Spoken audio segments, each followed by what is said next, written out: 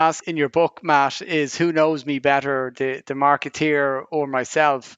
And brands are looking at these kind of psychometric personality factors, such as our interests and our values, to target consumers with products that match their needs. And on the one hand, it's very helpful when our decision making abilities are depleted, and we just want someone to indicate or point us in the right direction. If you're buying a microwave for your kitchen and you just want someone to point you, to the best one. On the other hand, we're being sold to constantly and almost being manipulated constantly. If you look into the future of marketing and neuromarketing, do you think it's a net positive for society, or what dangers do you see coming up the tracks with that type of immersion in our thought process? It's a big question. So I think on the one hand, the first question there, which is, who knows me better, myself or a marketing team availed of psychographic data. And it's worth pointing out that it's a strange thing to say. We don't really know ourselves very well. We have a very sort of narrow, sort of introspective ability. We can dilute ourselves. We can think of ourselves as better things than we actually are. We're sort of protecting our ego. We have a model of ourselves which is going to be divorced from our sort of true selves or our true motivation to a huge extent. We see this to a certain degree when it comes to trying to understand our own motivation things. So there's a very famous study that was done back in the 70s. It's been replicated with different versions of it near 100 times. It's very finding. And this is the idea of the introspection bias. And so this is the Nesbitt and Wilson experiment of, I think it was 72 when it first came out, where they bring participants into a laboratory setting and they have them just choose a stocking. They just choose their favorite stocking, and whichever stocking they pick, they get to keep it. They get to take it home. They just have to tell the experimenter, well, why did they choose that specific stocking?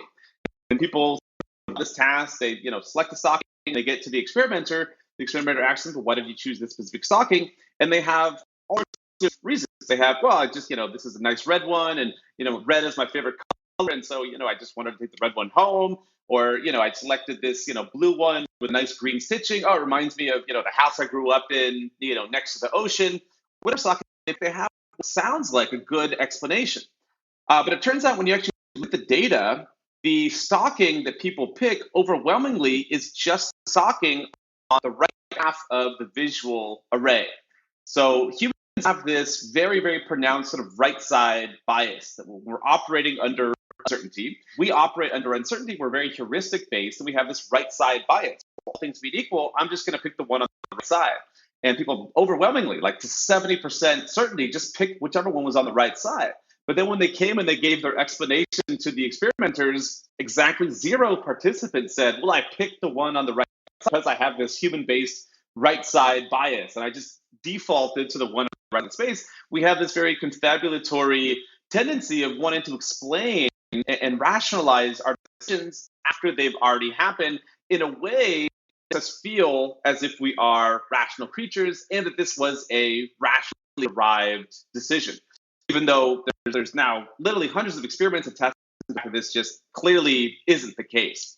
So when it comes to understanding our own motivations, we're very poor of a very shallow introspective ability.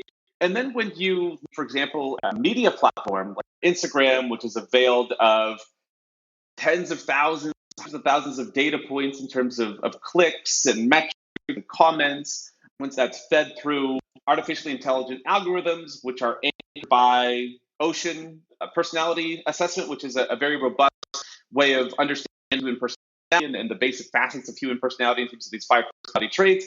And then you're trying to, one, sort of predict from our own introspection what we're going to do next and what kind of we're going to like and what's going to make us happy versus what this algorithm is able to predict. I don't know if we'd be able to compete necessarily with the algorithm.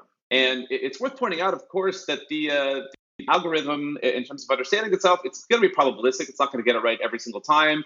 It's not geared to understanding actual individuals, but sort of sets of categories of individuals that can be defined in different ways depending on how an advertiser or a third party wants to look at that specific set of individuals and what's going to resonate most with them. But we're looking at sort of on aggregate, what's going to be better at sort of understanding and predicting future behavior. Yeah, it's a set of thought, but I know if we, the conscious entities sort of looking into our own brains, would be able to make a prediction as well as a algorithmically derived one.